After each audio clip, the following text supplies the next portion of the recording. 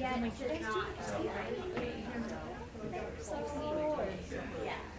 I school this. I'm always there.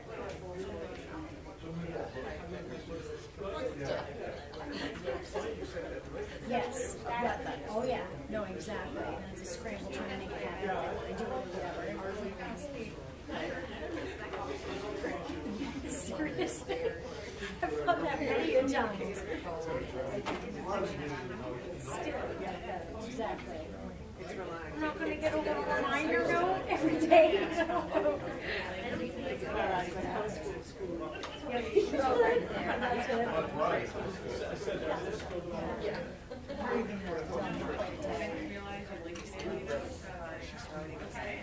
It was a lot, she says. That was the conversation for that. Well, they know.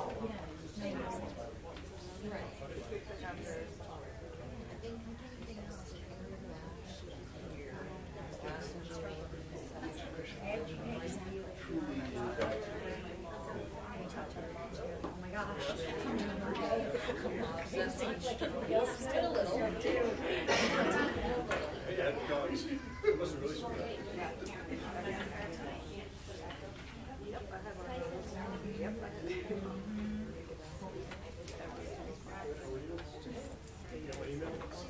It was brief.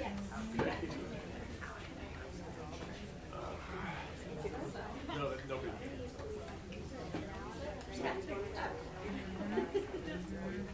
Good.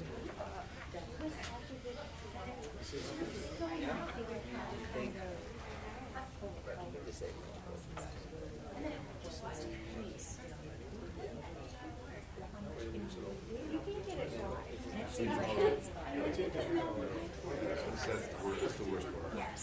No, it actually it's a great.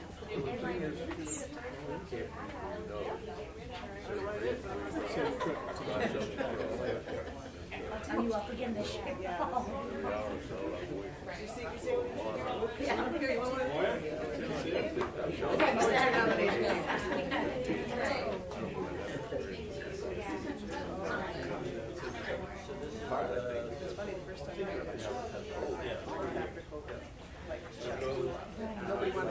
Sure. Could be anything. The whole world is going on. Did you just have a question? No. Okay. Oh, really? Doesn't seem, you know what I mean? That worked out really well.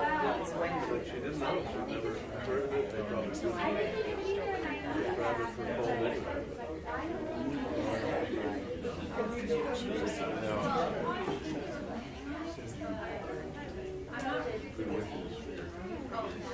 Are you one of the Mandy's?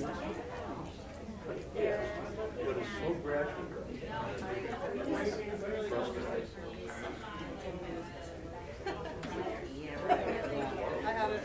Fair enough. Yeah.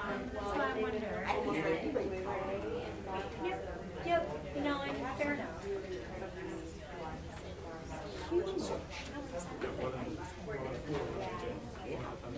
Huge.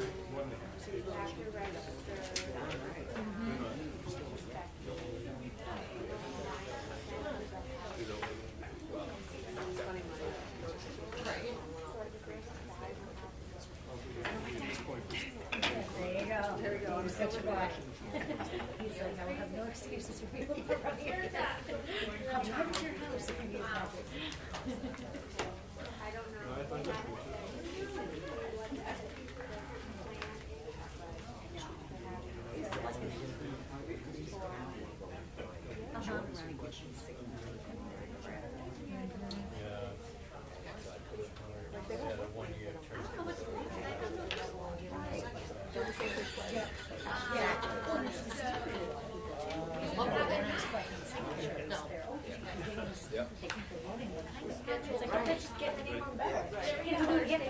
Everyone, if you would, please join us for the Pledge of Allegiance. United States of America and to the republic for which it stands, one nation, under God, indivisible, with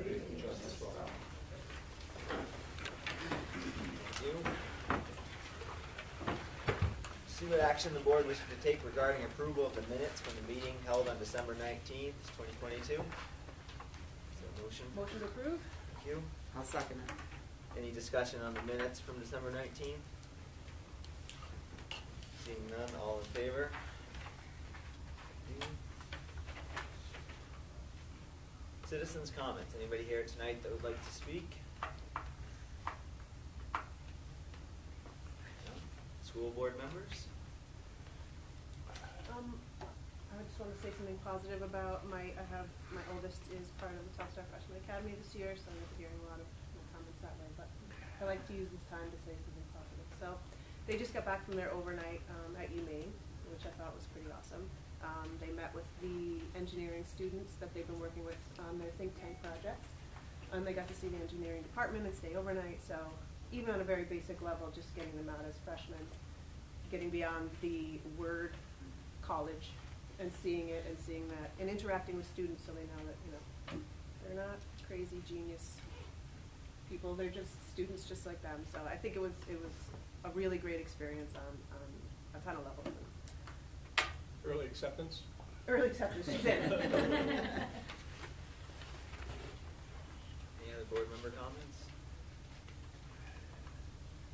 All right, I have nothing to report tonight other than just a reminder to any folks who are up for election this year who are interested in doing that, reach out to David for the paperwork. Is that due in sometime in March? Yeah, it's, you can either get it through me or you can get it at your town office, either way. And if you're not, if you would help spread the word to make sure we can get interested folks, so we can make sure to fill all the spots. I think there's 4 open ones this year. Actually, yes, 5. 5, so. But anybody who's interested, we encourage you definitely to rerun, please. So, our next meeting is going to be Monday, March 13th, here, 6:30. The Education Committee is proposed to meet Thursday, March 9th at 2:45 at Norway Savings Bank. Finance Committee is meeting Thursday, March 2nd at 4:45. Facilities Committee, Thursday, March 9th, 5:30. Just a quick one there if I could. Marcy contacted me today. She was unable to make it today. She had a cover for somebody at her place of work. But she said that if the committee is interested in meeting earlier, either that day or another day that week, she can make that happen. If it would be easier, she can meet any time after 1 o'clock. So I'll leave that on here for now, but if anybody wants to get in touch with Marcy or myself, we can make an adjustment. And the next Region 9 meeting is Wednesday, March 1st at 6 o'clock over at Region 9. With that, we'll jump into committee reports. Start with Stephanie, Education Committee. Here. The Education Committee met down at the Telstar Freshman Academy site in Bryant Pond for the last of our sort of 3-pronged investigation into the changes going on there. I was super impressed with the work going on there with both the staff as well as Mark and Shelley Mogul, our curriculum coordinator, sort of making it an integrated experience for the kids, and it's really come a long way, and it's growing. And you're going to hear about it. It was supposed to be tonight, but I think there was an illness, so that presentation's not going to happen, but it will happen soon. So I'm not really going to say anything more, but you'll hear it. It's pretty awesome. Thank you. And Marcy's not here, but I don't believe the Facilities Committee has met since the last meeting, so nothing to report there. Finance Committee, Erin. We're gonna begin meeting weekly in March to review the FY 23-24 budget. That's about it for now. We haven't met since the last meeting. And Region 9. I have. You have a report? Ms. Taylor contacted me today and said she was unable to be here tonight. There's just a couple of items that she asked me to mention.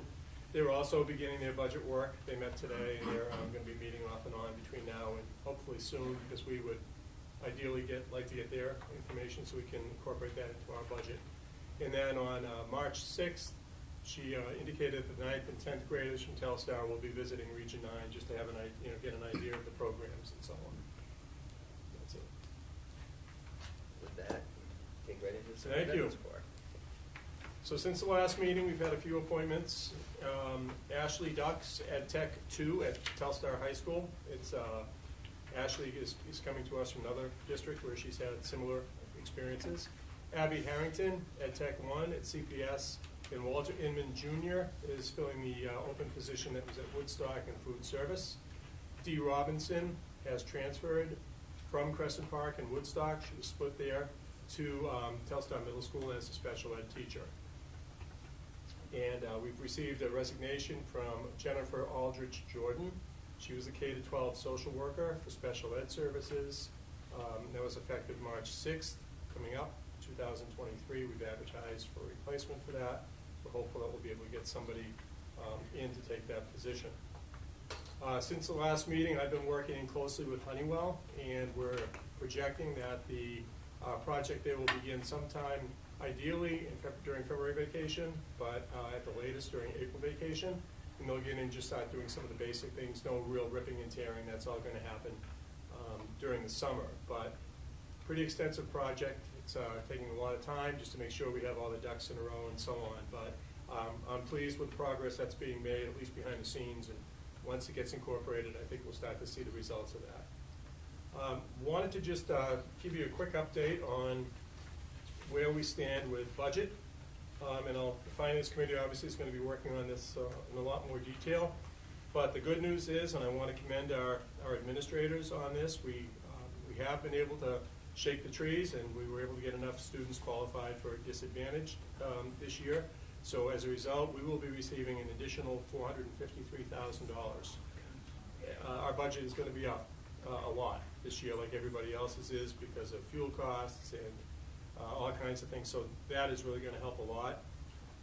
Our total, at this point, our total amount of funding that we're anticipating getting will be in the range of about $900,000, and that's up from $518,000 last year. So that's good news. Of course, we have negotiated salaries, we have fixed cost increases, and so on.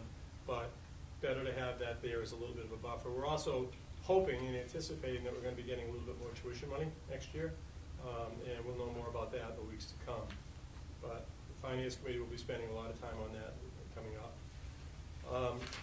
Every year, a call goes out for nominations for Teacher of the Year for the state of Maine. And I just wanted to share with you the names of people that received nominations for our district. It speaks, I think it speaks a lot to the support that they have, the parents and peers and other people who can make nominations. Even a couple of these aren't even eligible because they haven't been teaching long enough. But still, I'm going to read their name off because I think it says something that they were nominated. Gina Lavoie from Crescent Park. Chris Pelamy, Pelamy, sorry, I can't read my own writing. I used to teach second grade too. Pelamy, Telstar Middle School, and Chris came and actually did a presentation a couple of years ago. Very, very worthwhile nominee. Kathy Conrad, CPS. Samantha Grasso, she's one of the people that just started this year as a long-term sub at the beginning of the year, and you approved her as a first-year teacher at the last meeting. Pete Hedden, Duchess Killam, Amy Lilly, Kara Kimball, Kristen Meter, Melissa Poston, Gina Welch, and Brenda White. So it's quite a list of nominees, and the next step is someone will get chosen to represent Western Maine, and then they'll go into a pool for the Teacher of the Year. So those are good odds. So people, all very appropriate candidates for sure, and worthy of such nomination. You might recall that we had a North Star presentation here back, I believe it was in October, and we talked a lot about the program. And that program, when it first started out, was really meant to support kids who really would benefit from that type of support. I'm really proud to tell you tonight that the seniors who have participated in that program have applied in large numbers to colleges, and as it stands right now, I'm just going to read you off. I'm not going to read names, but I will tell you. One student has been accepted to UNE, another one to UMaine Orono, a third one to UMaine Orono for computer engineering. Maybe he was inspired by the visit. Another to Emmanuel in Hampshire and St. Michael's. Another one to Husson with a $26,000 scholarship. One to University of Maine at Augusta, another to University of Maine at Farmington. One to CMCC. Another one is planning on working at Bath Iron Works, currently a heavy equipment operator, student at Region 9. And then a student that participated in the program up until this year and withdrew this year has been accepted to Maine Maritime and Power Engineering. Wow. Pretty impressive. And there are 2 that are undecided. So those are all the seniors. So I think it really speaks well to what that program has done for those kids. And I would point out, those are partial acceptances. Some of them are still waiting for acceptances at other schools. And, you know, $26,000 scholarship, pretty helpful. So I wanted to share that with you. I think that's great. I think we got a flavor of that when those kids were here in October and presenting. I sent you something in your packet just about the facilities committee is looking at revisiting the bus garage project.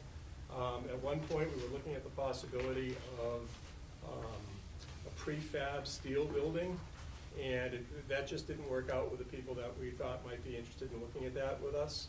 But we were able to go back to the previous discussion in 2020, and we found a project proposal D that never really made it to the board because at the time it was considered to be a little bit smaller than what was hoped for. And then, of course, we got off on the second attempt, which was the Woodstock project. So we've resurrected proposal D. We'll be sharing that with the facilities committee when we meet with them. And there's an item on the agenda later because, unfortunately, between 2020 and 2023, the cost of the project has gone up considerably. So, like everything else. So we are, as you'll see later on, be asking you to approve a motion that would allow me to get an updated materials cost, working with a company that actually does that. So talk about that later on. I did mention that we've changed the calendar as a result of having 5 snow days already. I appreciate the support of the staff and administration. We've taken the 3 workshop days that have been scheduled for March and May. We've moved them to the end of the school year after the kids get out. So the last day of school for the students is Friday, June 16th. And then the following week is Juneteenth on Monday, so there'll be no school on Monday. Staff would come back Tuesday, Wednesday, and Thursday for workshop days. And any additional snow days that we may have will be done remotely. We talked about that a couple of years ago. At the board level, we said we would build in 5 traditional snow days and then move to remote days if necessary. Shelley Mogul just bought a snowblower a few weeks ago. It hasn't snowed since, so we appreciate her effort, and hopefully that can continue. Traditionally, February and early March tend to be our most challenging times, so knock on wood. But staff had met, spent some time developing remote plans, and we're ready to go in the event that that does become necessary. Also, just wanted to mention, if you saw the Bethel Citizen last week with the nomination information, that was incorrect. The information that actually was printed was 2 years old. Nobody's really sure where that came from. But I did contact the editor after I read it, and she was apologetic about that and said they would print the correct information in this Thursday's paper. So if you saw that and you noticed that it was old news, apologies from the Bethel Citizen. And if you didn't notice it, I shouldn't have mentioned it. But it will be next week, and this week actually. And as Danny said, if you are up for re-election or if you know anybody that's planning on it, nomination packets can be picked up either in our office, the central office on the Norway Savings Bank building, or in any of the town offices. And there are very specific steps that people do have to take, as you all know, in order to get on the ballot. So I would just ask for your help in passing that information along. And that concludes my report for tonight. All right, thank you. The old business, jump into new business. If you didn't see Dave's email earlier, the Telstar Freshman Academy, we're going to have to postpone, as Stephanie said, we'll postpone that presentation to another time. But I think we have a presentation on bullying. What is that, Mark? It's going to be the administrators, Okay. so I will turn it over to the building administrators, and they will start that off. And they've been supported in their effort by some other folks in the district as well. I'm sure they'll mention that. I'm gonna be the first one up here. They're gonna follow. You hope. Well, I'll wait long enough. I have pause time. Wait, hi. Yeah. So, trying to help explain the process, there's a lot of misnomers around bullying reports of bullying or lack of reports of bullying on the state website. We made Channel 13 News, all sorts of different information is out there floating around. So our goal tonight is to share with you what the process is like, what we do, and even though the state numbers may not be on their website, it does not mean that effort does not go into this on a daily basis. So just trying to make sure that everyone's more familiar with what the definitions we follow, what our policy is that you have put forth, which is following the state policy from 2017, which is the exact same one, our procedures, and then what it looks like in action as we go through this in school. Okay? And if you have any questions along the way, please feel free to ask. So I don't want to talk all the time.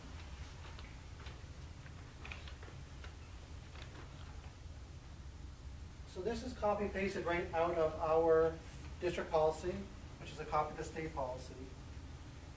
And it gives the definition of bullying.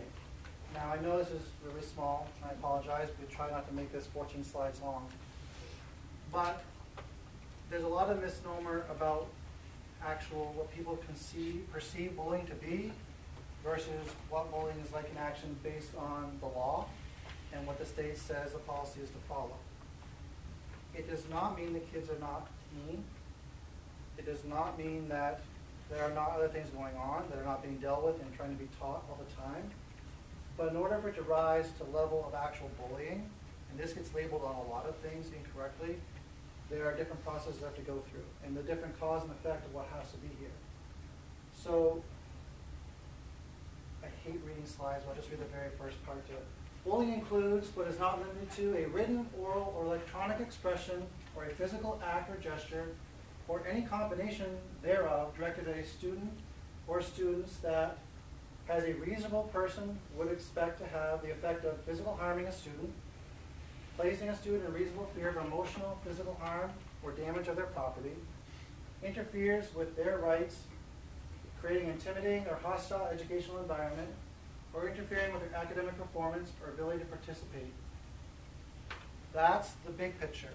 And then try to take each individual report and compare it against this definition and look at the evidence that's gathered to sort out the difference between fact and fiction, rumor and actual evidence, and go through this whole process. Are some of the steps you have to go through. So in trying to be more preventative versus reactive all the time, we have implemented different things at different levels, and I'll let the K-5 talk about what they're doing.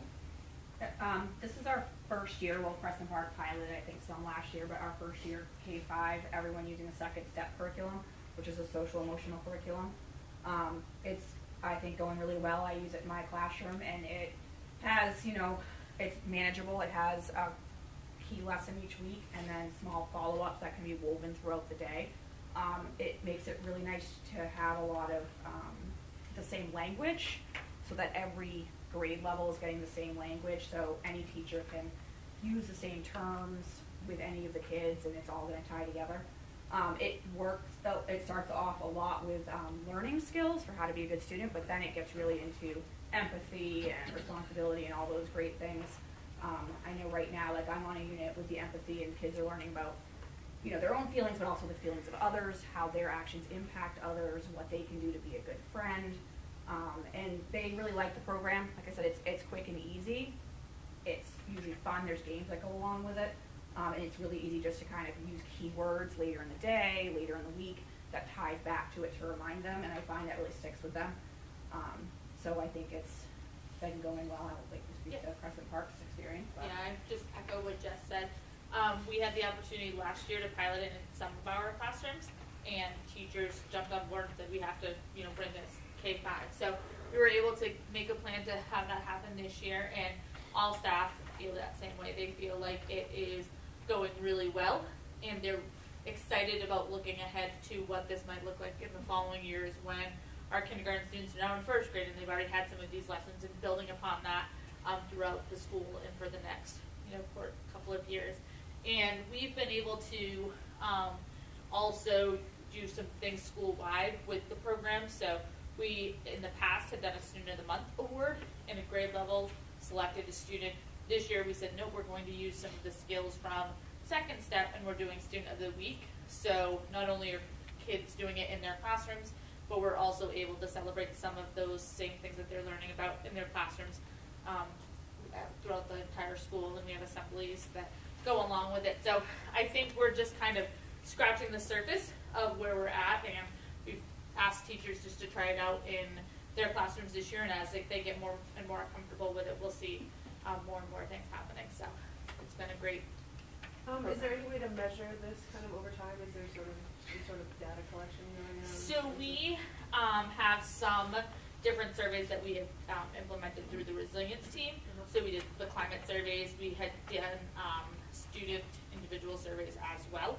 So we're using that data to kind of track where they started and where they end. There's not a specific tool that goes along strictly with the program, but there's tools that we're using to collect data. And we're hoping that eventually behavior reports will, not gonna go away, right, they'll never go away, but diminish them. That's just the reality of what we're dealing with.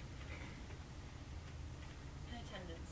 Attendance is another piece that is an indicator too, if the program's going well. They wanna be in school. Right. You guys can help me, but just in the middle school and high school, we've been doing monthly PD with our staff, we did some workshop days. We don't have a set program like elementary does, but what we have been doing, and Lindsay's been a big part of this, is implementing consistent practices. Vocabulary is a big part of this. Using talking circles. Part of the resiliency work during, and post-COVID is trying to really make sure that we have a strong advisory program so that every student feels that they have at least one adult in the building they can trust and go to. That feeling of connection and just feeling like they have an adult person here in the building. We have parts of our assemblies, we've done a lot of work with zones of regulation and just identifying, the goal is to be in the green zone, but if you're not in the green zone, you're getting the yellow towards the red. It's like elevating in your angst or your anger, how to identify those ahead of time, what to do about it, and different coping strategies that come with it. There are posters, there's some back on the wall, back there, but they're in every classroom so kids can identify it, but staff as well. They do some goal setting based around that. We have green spaces in the office and in classrooms for kids to go for a 5-minute check just to try and get back into the swing of things if things are getting out of the green zone for themselves. Which is part of identifying the triggers. We have RIT groups where staff team up to identify groups of students, and then they spend 2 months' time trying to identify strategies they've worked on with those students to see if there's any headway they can make. So they sit down as a group and figure out, okay, here's our list of kids we're concerned about. You have a connection with this one, you have a connection with that one, what are we going to do and what are you going to test over the next 2 months, and then come back and see if they had any impact. So what is it? What is RIT? So, What is response to intervention groups. Yeah, but this one is actually, it's resilience interventional teams. So but it's built on the same kind of idea of response to interventions. So it's tier 2. So tier 1 is where teachers are just, it's good for all kids. But then there's certain kids that we've identified through one of the surveys that Tanya mentioned of, this kid doesn't have as many protective factors and is telling us, I don't really feel like I belong here. I don't feel like I have somebody that I can trust. I don't see the value of school. And so our teachers, they trust their gut at first, and then we actually do the survey and they're like, oh, I actually was right. I need to work with this kiddo. And so they're using strategies that they're learning in the PD and then applying it. It's like a science experiment. Thank you. It's teaching. And at the high school level, there's also a student assistance team that meets every week to do this exact same intervention with high school kids and a team of administrators and teachers and staff for support. So it's trying to, one, identify when there's an issue or kids are struggling, and then 2, what are you going to do about it to try and be proactive and to work towards a common goal? Because in the end, we all want the kids to feel safe and welcome. We want them here, we want them to want to be here, and sometimes it's the biggest hurdle. Some of the biggest hurdles to get them through the front door. And then once they're here, we can work with them. But it's hard to have an impact if they're not here with us. So as Mark mentioned, you know, we have our policy that we follow in the district in terms of bullying, and it's right from the law, and it's something that we have to follow. It's referenced here. It's on our website if you want to look at it. Jess is going to come around and pass out the forms. So one of the first things that has to happen, and when we have a bullying report, is you have to fill out the reporting form, or somebody needs to fill out the reporting form. And that can come from a staff member, can come from a student, it can come from a parent. But when they report bullying, that form is filled out, and then that kicks the process into gear, and we begin the process of looking into the report itself, gathering the evidence. I don't know, John, do you want to talk a little bit about? Yeah, I can. So actually, while you're getting those documents, that's great, because these documents, with every case that comes to me, I have these documents in front of me for every case. You can't memorize this stuff. You need to refer to it every single time, because every case is different. Even though there's procedures to follow, there are different procedures to follow depending on what you are investigating. So this chart right here, this chart is, anytime it comes to me, as a matter of fact, it's right here. I have it, I brought my own papers with me to say, as soon as it's out, this is the first thing I break out is the chart. So like Mark had said, and these other administrators said, at the beginning you're trying to figure out, is this real, what's going on? What's happening? This kid just came, there's something going on. They're telling us some information. What is really going on? What's the story? Is this bullying? Because seriously, people come, I'm being bullied. Okay, what do you mean? Right? What's happening? Well, I heard that somebody said my dress doesn't look great. Okay, you mean somebody said that to you? So see that, you've got to figure out, what is this? Is this really bullying? Because they don't even understand that term that they're using it. So once you get to that point, and you do get that jig going, okay, yes, let's do this. And let's back up first. Every single time they say something to you, remember, everything has to be investigated. Any rumor gets followed up on, okay? We have to. Because the one time you don't follow up on a rumor is the one time you're going to get caught off guard, and you don't want that to ever happen. So you follow up, and once you get there, yes, okay, we got this JIC form now. We've got a case. Let's move forward. What do we do? So you're conducting your investigation, you're interviewing everybody and stuff. Wait, stop. We just started using language that involved sex or any other identified classes out of Title IX. Hold up. Let's bust out a different procedural now, because it says right here we got to look at ACAAR. You need to, because ACAAR has different steps than the bullying procedures itself. And once you're following that procedures, you may come back to the bullying form. You may not, depending on what the circumstances of the case are. In other words, you could have a sexual harassment case that's not bullying, but you could have a bullying case that is sexual harassment, depending on the details and the evidence that's involved. And it's important to understand that. So you follow through this, and the only time you get to the point where that one line that they were looking at, that data that said 0, that gets reported, is right here. Is when that JIC 3, if you get to that point, you said, yes, it's determined, it's bullying, and it's going to the state. In between, before you get there, just based on this diagram, you can see there's a lot of outs. Throughout your procedures, there's always opportunities for informal resolutions if that's what the parties want. That's one of the most important questions you ask somebody when they're sitting there and they're telling you, you're listening to what they have to say, and you say, what is it that we want from this? What's the resolution? How do we make this right? I want it to stop. Okay, what do you involve them? What do you think that, if we could sit down and talk, okay, let me talk to them. You do an investigation, you bring parties together. There's so much you can do if people are willing to work. They got to be willing to give, they got to be willing to accept, and we got to understand who we're working with before I get too far. These are kids. Okay, I worked in the juvenile justice system before I worked here, 20 years before that, because I've been here for 20 now. And we got to realize that these are kids. I didn't work in the adults because they were criminals, and I didn't want to. They deserve to do the time. These kids are learning. It's our job to teach. And right now, there's a lot of language that they don't understand. And I think we've got some things coming up that we've even discussed here in the near future that will enlighten you a little bit more on what we can do better as far as educating them more. But yeah, so there's a lot that goes on. And there's a lot of outs. I just wanted to show you this real quick. because there's a lot of work that goes into these investigations. People think maybe it doesn't take much. This is just so you can get a visual. This is a substantiated bullying case from this year. Okay, there's one. So it's not going to be zero. There is a substantiated bullying case, and it's been dealt with.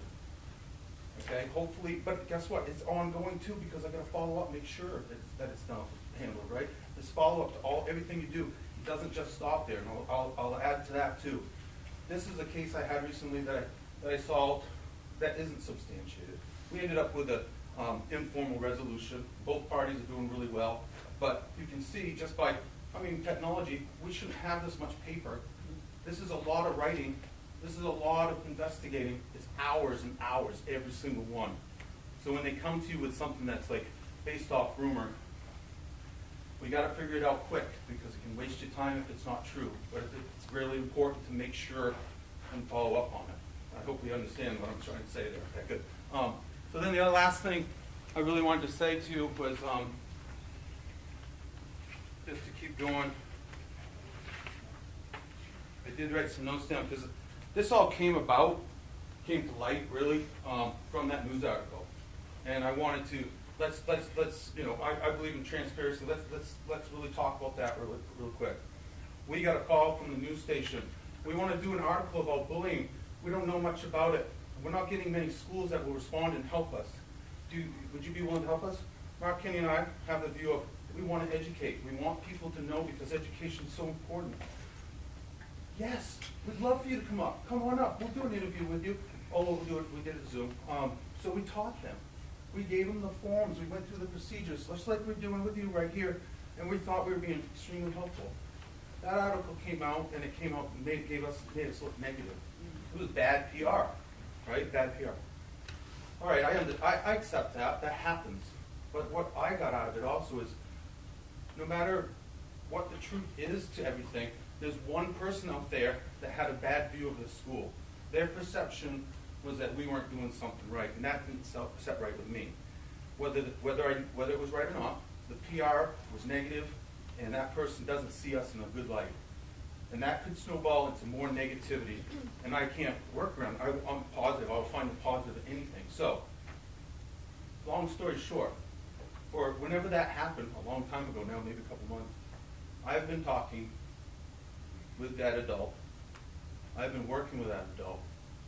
And just a few days ago, I incorporated Mrs. Powell into this process. And I believe next week that student will return to school. So this is something that we take passionately. When people say that it's zero, what's going on, they don't do anything about it. It's a little personal at times. I know a lot of you only know me from right now, but you got to realize I went to school here, and just really quick, I'll end on that.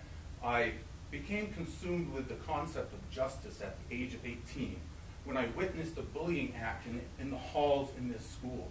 And as a senior, I was someone who didn't need to say anything. I could stand by and watch that freshman get pushed to the ground, their books kicked down the hallway, and 3 juniors laughing at that freshman in their face. As one of the popular seniors, I could have easily stayed back and been cool and not said anything.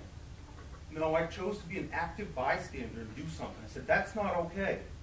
Don't ever do that again to that kid. I didn't even know that kid's name. But every day he came up and would go, hey, John, hey, bud, how are you? And it made a difference. And he never got bullied by those kids again by becoming an active bystander. And that's where I'm going with our high school kids. They need to learn that language to be that active bystander.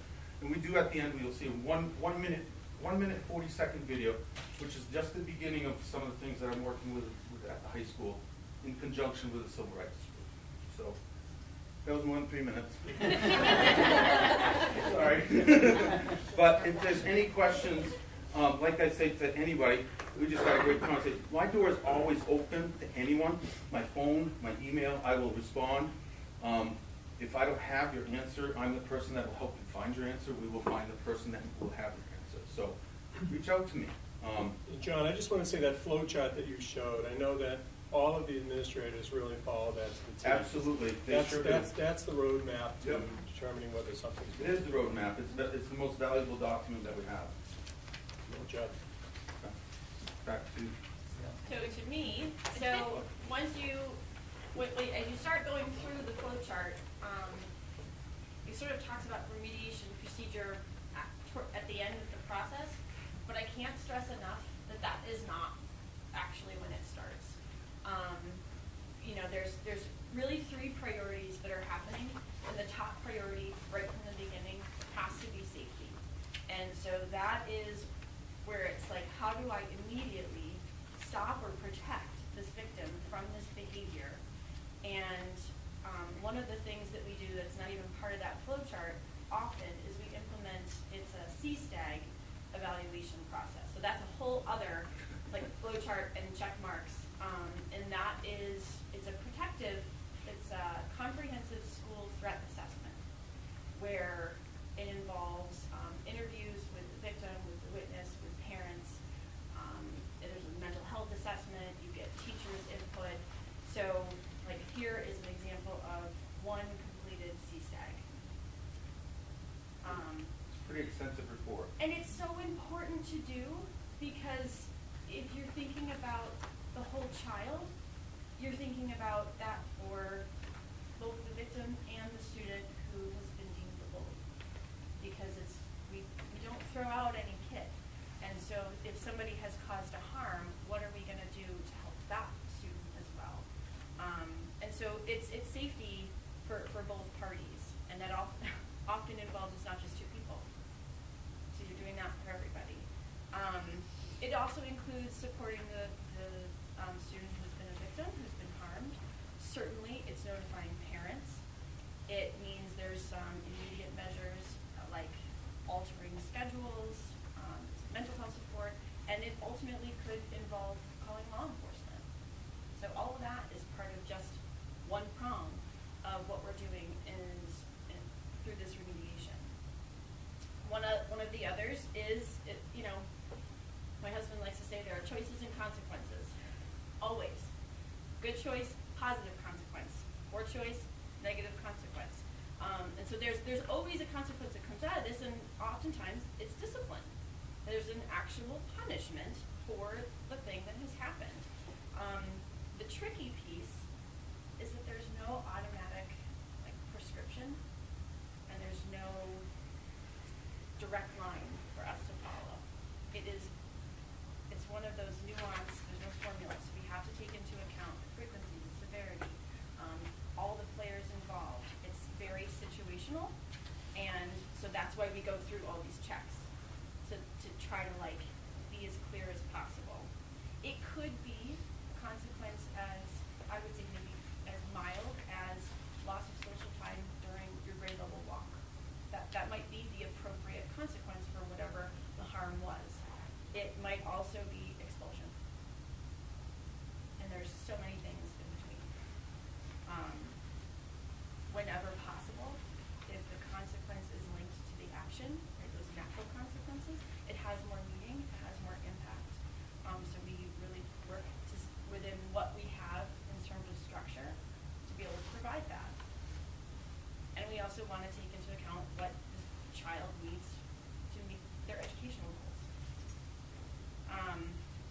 And then the third piece is sort of like the finale of remediation, if we can get there, and that's restoration, repair of harm. Again, that looks many different ways.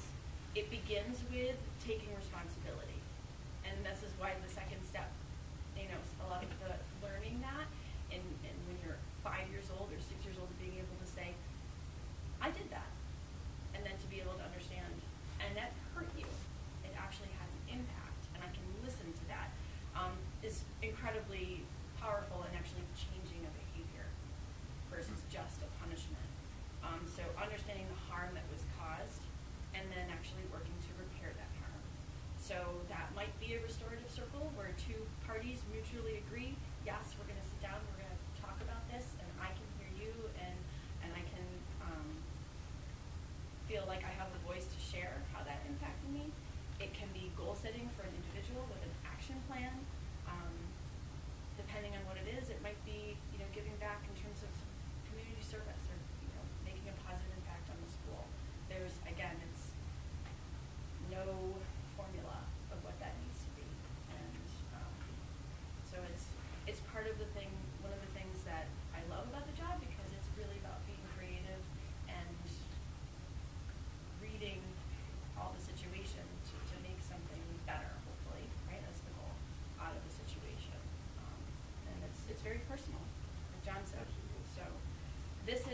So this is one completed, substantiated bullying case, and this doesn't include a lot of digital documents either. So again, it's like, these are people that are in here, and it matters. So we take the time that we need to. The time is probably one of the hardest things to deal with. Everybody wants a quick solution. Everybody wants it to be fixed and to stop. And that's probably the one thing we can't do, because if you rush it and you miss something, or you don't do it thoroughly, you're not going to get to the heart of really what happened. And it's also painful. That time lag is hard. I can say that personally. I'm on both sides of this now, as a parent and as an administrator. But trusting the fact that to see the process through, the process has to work in order for us to have any kind of control as a school and do our jobs to teach. And so that is also part of this. And that's probably one of the bigger challenges in all of this, is that roller coaster you ride through. And it feels very much out of control at times. But that is part of what we have to do.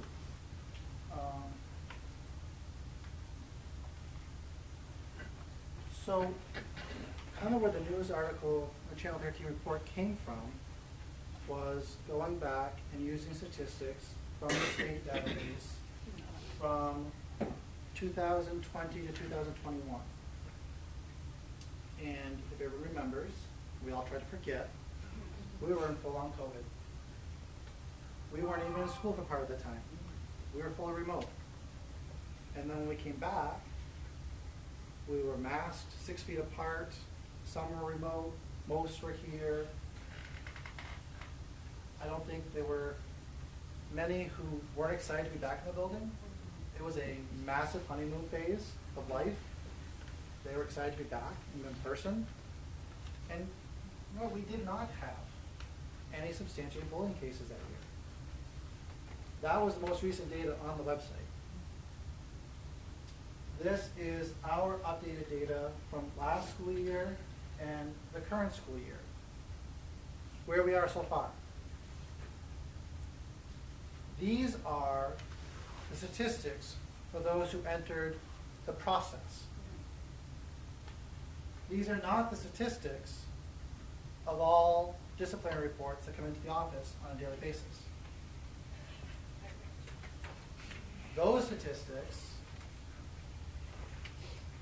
would be multiples of these numbers. Sometimes 3 and 4 a day coming in. That do not get to this point. But it does not mean that things are not happening with kids on a regular basis. That there is not teaching and training, and the overall goal in building our school community is still trying to help raise good people. That is our ultimate goal. And sometimes that might be the only impact we have on some of these kids. We have 7 hours a day. Our reach is only so far. We can't control what goes on in their world outside of the school day. We're tasked to. We are told we are responsible for everything that happens after 2:20 until 7:30 the next morning they come back in the building. We are told we're responsible from 7:30 to 2:30. We are told we're responsible 24/7 with every kid that we have in our school. That only works when we have a partnership with parents. Parents are struggling too. This is not easy for anybody. But the challenge comes in when you look at said numbers on the state website, and then you do a bunch of labeling and assuming, that's when it gets to be dangerous. Sorry, That's okay. I'm curious though, how does the situation or get elevated from a disciplinary report to this report? Is it based on administrator judgment? Is it based on a student request or a parent request? Like, how do we move into the process? So the forms are available at any point in time if they're requested. We've had students fill them out, parents fill them out. We email them home to parents to fill out at home in their leisure. We've had staff fill them out on behalf of students when they see it. It can be another student reporting for another student. There's no, one person has to do it. So once those forms come in, then the full process begins. So Other it can times, be elevated by anybody. it can be anybody, Absolutely. anytime. Yep. And so there's also a difference of, there are behavior complaints, and then, and so the whole idea, as John alluded to, every report that comes in, whether it's on that piece of paper or not, has to be looked at. Yeah. It has to be investigated. And it might be too that, something's reported to me by a staff member as, a disciplinary, issue or a behavior issue, and then I might make the choice, no, this is going to rise to that level, and then I would ask that staff member to fill out that paperwork if I'm making that judgment. So. I would add one thing too. Yes, actually I had something come to me, and a person reported something to me, and to them, they just wanted it to stop, but I actually told them that they had a sexual harassment case, and I filed a thing up on sexual harassment for them and got a process going under that label, not the bullying, but filed the report. When those So- reports are made, it's almost like they're dropped into that flow chart. And it has to sift its way down through the flow chart to make the determination, if it's bullying, if it's harassment, none of the above, something in between. Right, and there's times when, so like a disciplinary referral might come, and it's kind of like, like I got hit in the eye with some snow, okay? And then before you even like ask the kid, do you want to fill out a report, you can determine like, oh, well, I watched the video and we had a conversation, and okay, so you were throwing some snow, and then they were throwing some snow, and then you just were standing there, and snow just hit you. And it really was just like a matter of kids playing with snow. They're kind of like, I'm not going to encourage you to fill out a bullying form because, and they're your friends? But then you definitely get a flavor of, this is done on purpose to harm in a targeting way. And I think too, when somebody fills out the form, the ultimate goal is for the person to be in school and, be able to coexist together and for the behavior to stop. And so when we get a report, if we can make that happen, that's great. And then we always build in check-ins. So, I've had 4 reports this year, and we were able to resolve them with restorative circle. The 2 parties sat down together. They, were able to voice how they were feeling and what was going on. And sometimes it was just that other student, that the alleged bully, just needed to hear that from the other student. And they hadn't had that opportunity, to be able to have that conversation. And I could tell them that, but when they hear it from the other person, it's so much more powerful. And when they hear it, the alleged bully is, oh, okay. Then together they come up with a plan. This is how we're going to deal with it. And then we always build in check-ins. And more times than not, when you do that first check-in, things are going great. So, that's awesome. The behavior stopped. Then we continuously check in on the same people so that to make sure that it doesn't continue to happen or it doesn't, boil up again. So that's the ultimate goal. And that's how we usually, at least I usually approach those types of situations when they're reported. But always, it just doesn't end there. I put little tasks in my Google Calendar to remind myself of checking in with so-and-so, just to make sure that we're constantly following up. So it is an ongoing process. Yeah, I was just curious about defining bullying on the student side of things. It seems like that word's thrown around a lot and egregiously sometimes, I think. And it loses its power when it's used. So is there something that... We talk during assemblies the power of words. Yeah. And the idea of mean is a powerful word. Being mean, being bullied, there are different levels to it. But the whole idea is speaking up if something's happening. If you see or hear something that you know is wrong, it's okay to say something. Whether it's happening to you or you see it for somebody else. And trying to train the kids that not accepting bad things happening around them is the first layer of defense. And then it's up to you to define And it then as we bullying work on, or yes, not. and then we work, so, they can use that term. Yep. It's not gonna stop it. They may come in with this term and this, this case, and it may end up over here. And that's not what they were thinking, but through the investigation and the processing, help them to understand what's really going on and really understand the process is part of it too. So John's video. John's video now. As we're wrapping this up, because It's we're not, out of it's the time. government's I'm watching, video. I know. Let's make sure we give credit. 1 in 5 children in the United States experience bullying where a peer harasses, humiliates, or threatens repeatedly. Bullying can have negative psychological, physical, and academic effects. It can contribute to depression, anxiety, low self-esteem, and it can be isolating. Most kids are not directly involved in bullying. They are a witness or a bystander to bullying. Sometimes bystanders get roped into reinforcing the bullying. This can make the situation worse and more traumatic. However, if a bystander becomes an upstander, then something really cool happens. When bystanders to bullying intervene, bullying stops within 10 seconds 57% of the time. Think about it. If bystanders became upstanders every time there was a bullying incident, more than half of all kids would be spared a prolonged harmful experience, and they would feel the support of a peer. Kids with strong leadership qualities and who are self-assured are more likely to be on the defender role. So you are really like a peer superhero when you become an upstander.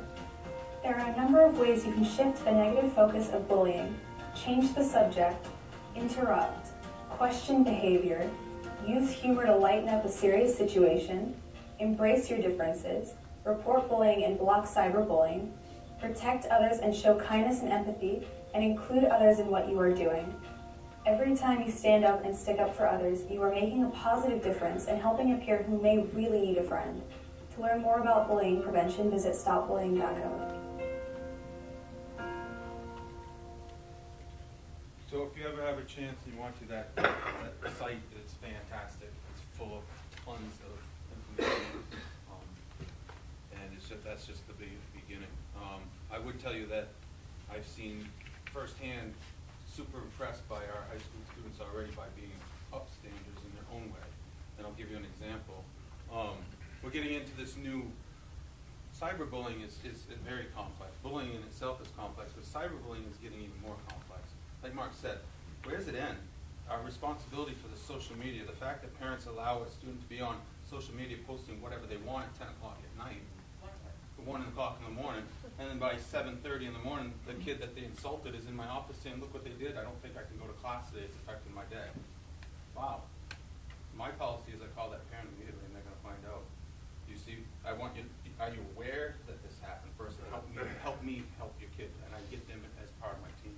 So that cyberbullying is really difficult, but so if you have a chance, go to there and check that out.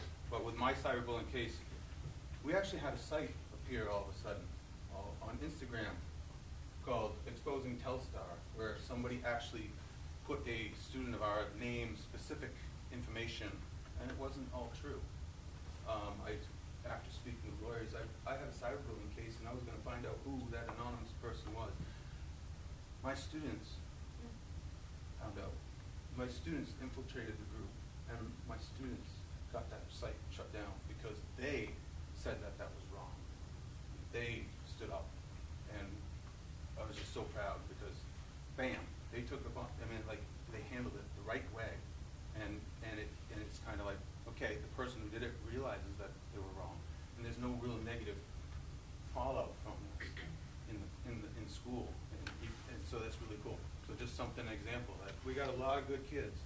So when I see things when people talk about bullies and negative stuff, just remember there's a lot of good kids here, and a lot of good kids are doing exactly what they need to be doing and are good people. We do have some mean kids, and we do have people that rise to that bullying. Something that was really important, it's a combination. Sharing out the reports. When they report it, how does it get leveled to that thing? It's really important that they come and tell us about everything so that so we're aware of it. But then if we see patterns of discipline with a kid, got a report that he punched this or whatever, punched this kid and got kicked out here, but then next day was doing this to another kid, this. Okay, now we have a pattern of behavior that's not focused on one kid, and we talk about affecting others, right? So there's a bully, right?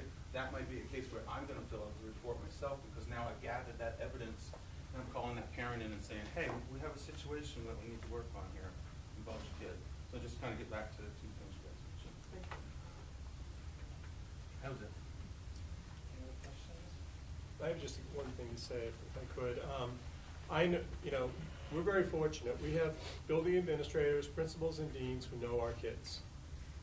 When you look at the flow chart, and I'm well aware of everything that's happening in these schools, the principals, the deans talk to me about every case. I know how much time and effort they're spending on this. Kudos to them if we are at the point where, you know, we do see some bullying cases, but a lot of what would typically be seen and maybe manifest itself into a full-blown bullying situation is minimized to a degree here because our administrators know our kids. And our kids respect our administrators. There's a lot of time and effort. John and Lindsay both showed you samples. There's not a single complaint that doesn't get investigated. We spend a lot of time on this. But the piece that I'll also mention, and this is a tribute, I think, to the efforts that have been made by the board and supported by the taxpayers, we have 4+ social workers in this school district. That's far more than the state says we should be allocating towards providing services for our kids.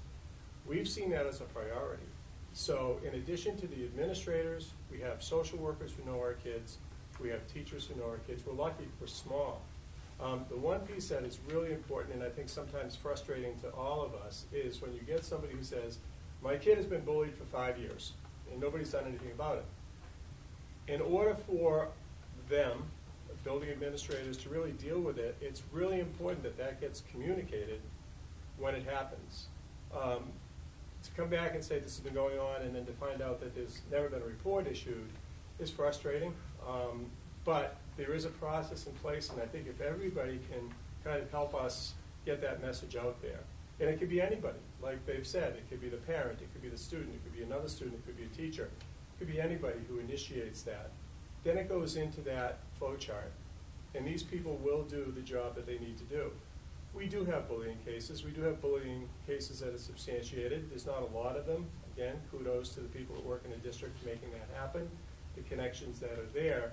But the ones that do happen, those aren't bad kids. Those are kids who we then need to figure out how do you make sure that doesn't happen again. And that's kind of what Tanya's talking about. Even in the small cases, there's follow-up because we know our kids. So I hope that helps people. You know, Mark points out a really good fact. You know, the reporter, when she talked to us, she was like, well, you know, nobody filed any bullying reports across the state. There were very few. Well, it was COVID. And the kids did come back, and I remember talking to John the year that they came back, and he was like, man, this place is really, really quiet. Everybody's on their best behavior.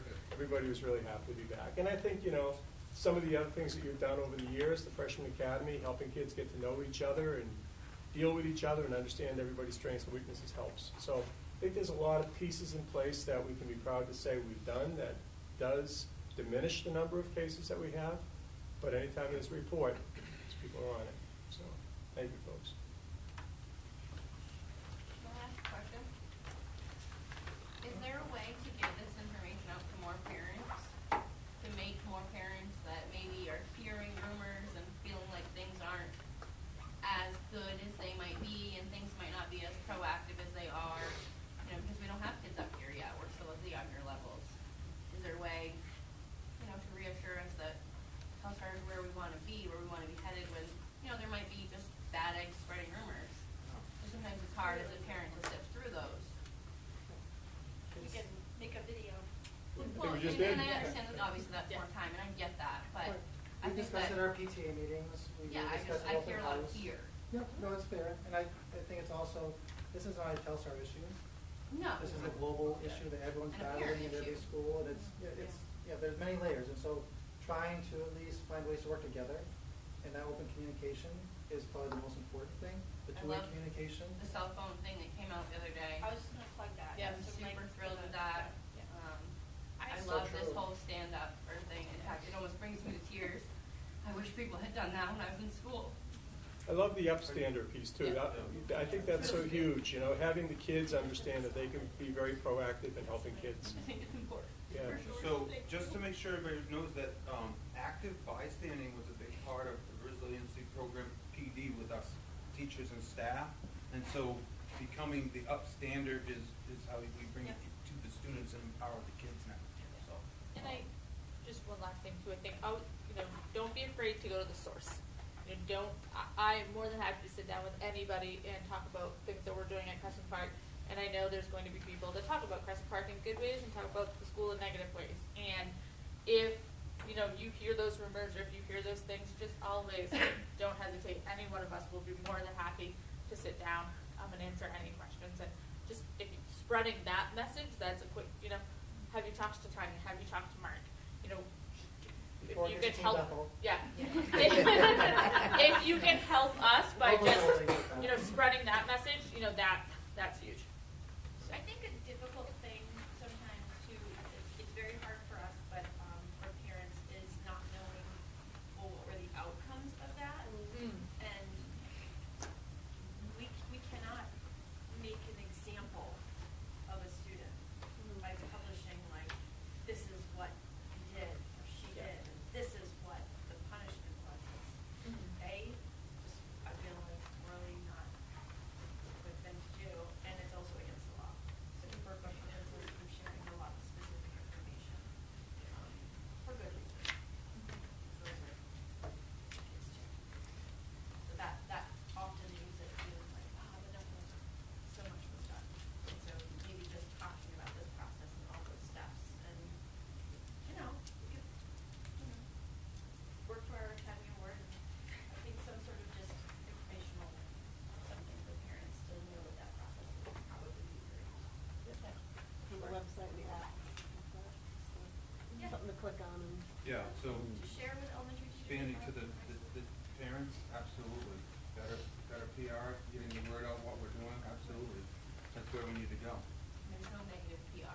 It gets us talking about it, that's all it's Yeah, important. I wanted to just hit on something because you said the key word, and that's the other part that, spend a lot of time in, as an administrator, as you know, and in your professions too.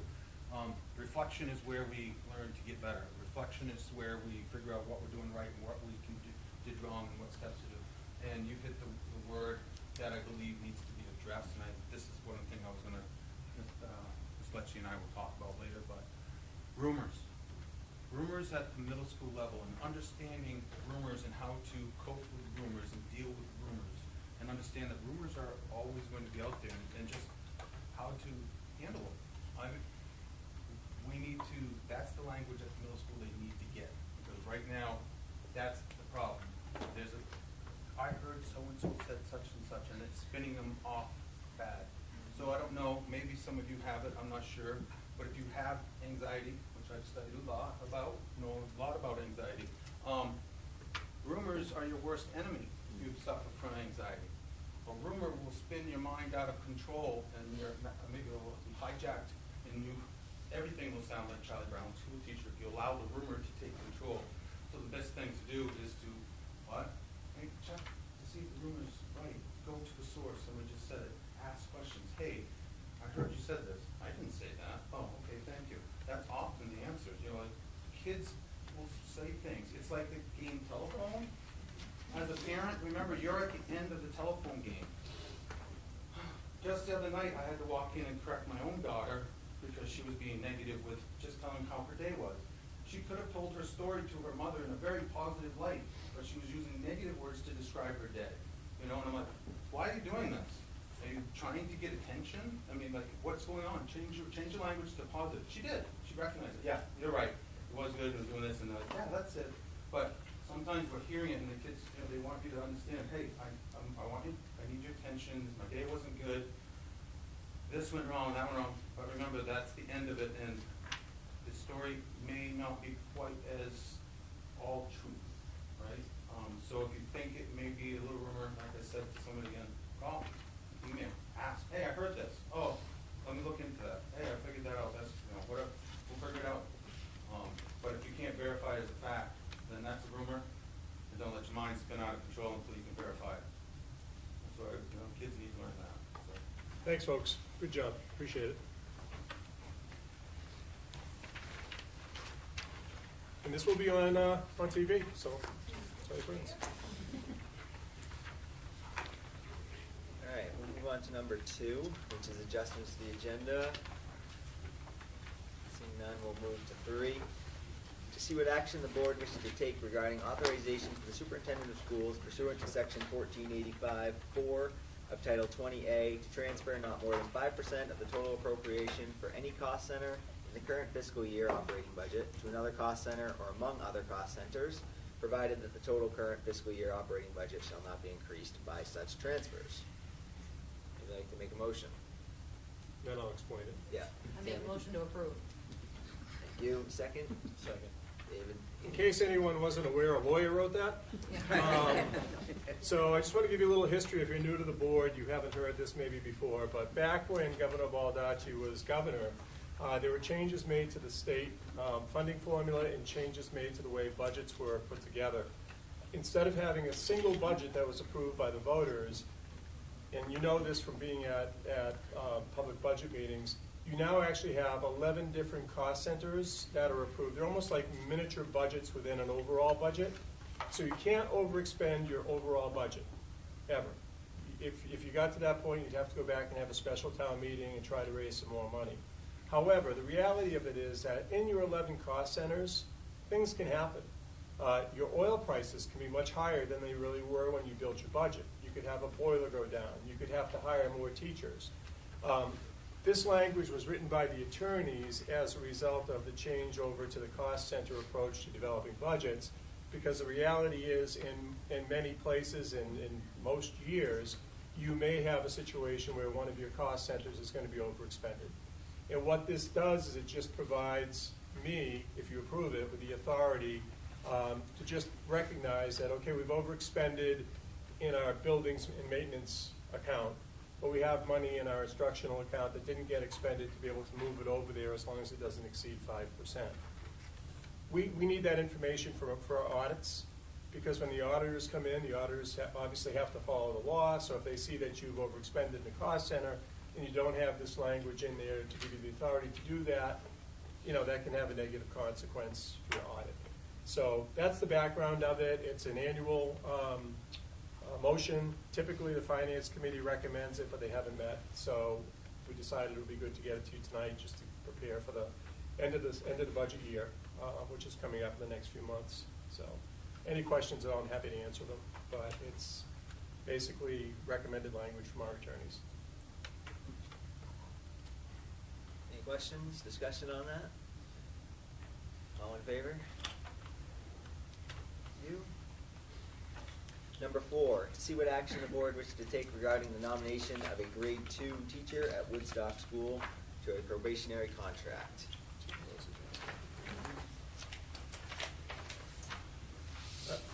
I'll tell you who I'm going to be recommending, and then somebody can make the motion and we can talk about it. But this would be Amanda K. Beliveau, and she's grade 2 teacher at Woodstock School. She's been the person who has been in there since the beginning of the school year, and she has received emergency certification. Anybody make that motion? Tammy? And a second? Second. Stephanie? So this is Amanda K. Beliveau, and she has been the long-term substitute at Woodstock. She started the school year off. She did not have a certification. She had applied to the state for emergency certification. You might recall that we had, at the last board meeting, you had 2 teachers that were approved retroactively. This does not change the salary. What it does do is it gives her access to health insurance and also things like vacation days, personal days, sick days. She's done a great job. And Jess Wilkie, the teaching principal who you heard from earlier tonight, recommends her. And I've had a chance to be in her classroom. She does a really good job. So I recommend her.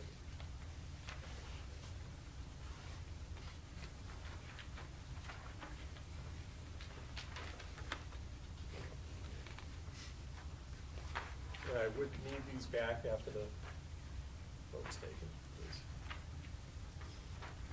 Proceed to the- Stephanie? Okay. Any questions? Any discussion on the probationary contract? Recommendation? All in favor? You? If I could get those back, that'd be great. Thank you. I'll trade you. You. Number 5, to see what action the board wishes to take regarding authorizing the superintendent of schools to enter into an agreement with Preferred Construction Management Company for an updated cost proposal in the amount of $2,160 for a potential bus garage project on the Telstar site. And we spoke of this earlier, but if somebody wants to make a motion, we can provide some more details. Make a motion to approve? Thank you. Second, David? So the facilities committee spent years working on the bus garage project.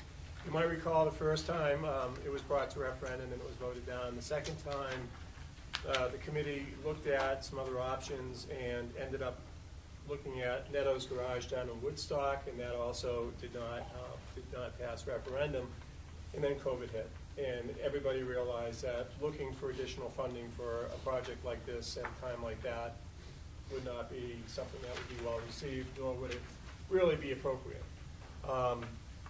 Now we're at the point where we're looking at it again, and the facilities committee really is just getting off the ground on this. But we did talk with Stephanie Lull from Smith Reuter Lull, and they were the architects that handled this originally.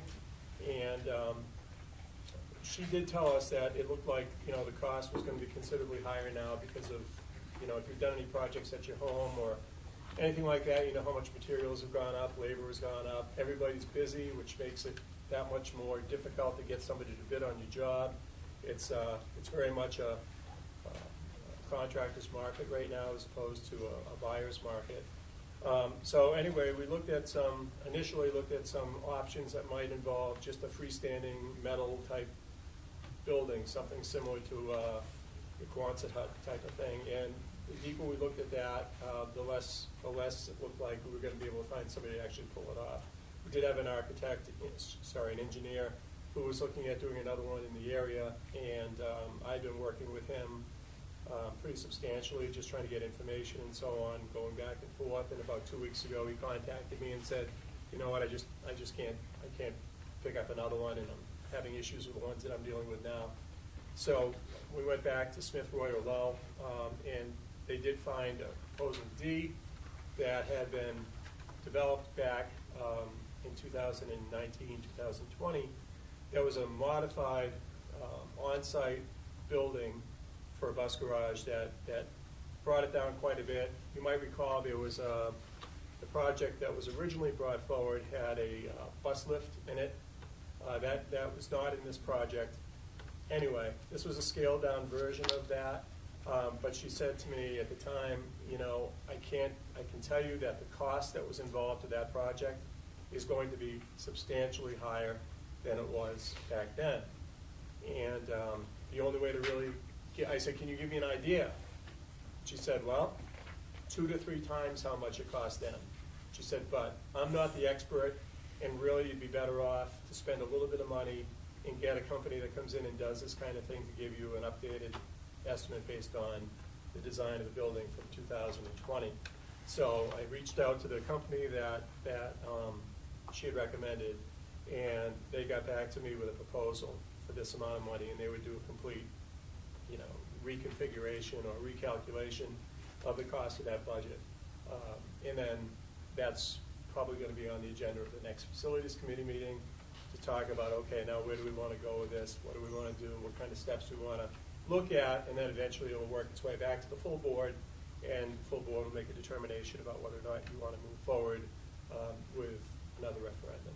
But we're many steps away from that. This is really just to kind of get the conversation going with numbers that we can trust. So the request tonight is just to approve that proposal so that we can expend that $2,160 for that company to do a recalculation for us. How long is that estimate supposed to be good for? Which one? This one? If we go with this proposal. I'm not sure. I would have to ask that question. Not 2 years, I'm sure. But yeah, I will get that information, Stephanie. That's a good question. I think it's money well spent. I mean, it would give us an idea of what we're talking about. I gotta ask, I'm sorry, That's okay. out of the stream. You wouldn't contemplate having a bus lift? I know it gets into the nitty gritty, but. Yeah, I mean. How do you have a shop and not have a lift? Yeah, well, I think what was talked about the last time through was just whether or not it might make some sense to get the building built and then add that in later, maybe through the budget, rather than having it be part of this. And originally too, the estimate that we got, I think, for the original bus lift, after the fact, seemed to be pretty expensive compared to maybe some other lifts that might be out there. So maybe this will help. And I'll ask them to tack on the cost of a bus lift to it too, and just find out what they say it would be. Yeah, it's good. I mean, you were at those meetings too, Scott. I think probably you remember the conversations that came up. Well, I know there's a committee that works on it, I guess, but Right. since you brought it up. Yeah, no, it's a good question. It's going to come up eventually. Yeah, it's, And I would encourage any board members that might be interested in, kind of keeping their thumb on this too, to feel free to come to these meetings. But we'll be bringing you back reports. I know Marcy, I talked to her very briefly via email today, and I know she'll do a good job of bringing that back. The committee's very focused on this. They really want to see something happen. But they also understand that if it's 3 times the cost of the one that didn't pass before, it may not be a good omen. So that's it. Any other questions, discussion on this? All right, all in favor? Thank you. All right, number 6, to see what action the board wishes to take regarding entering into an executive session for consideration of an economic development issue. We could get a motion. Make the motion to approve the mysterious. I'll second that. Thank you. And so at this time, there'd be no plans to come out into open session other than to adjourn. So for folks that are here, but other than that, is there any discussion on this? We'll take a 5-minute break and then reconvene. So all in favor?